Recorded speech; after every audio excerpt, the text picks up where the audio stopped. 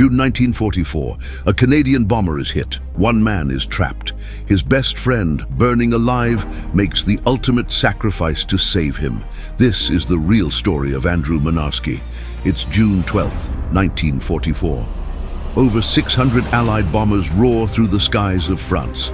In Lancaster KB 726, 22-year-old Andrew Mynarski is manning the top turret. Suddenly, searchlights, then flak, then fire. A Ju-88 night fighter locks on. The Lancaster is torn apart by cannon fire, left engines gone. Fuel tanks ignited. The crew is ordered to bail. But in the rear turret, Pat Brophy is trapped. Hydraulics dead, doors jammed, flames creeping toward his parachute. Everyone else jumps. Brophy's done for, until Mynarski sees him. Instead of leaping to safety, Mynarski charges into the inferno.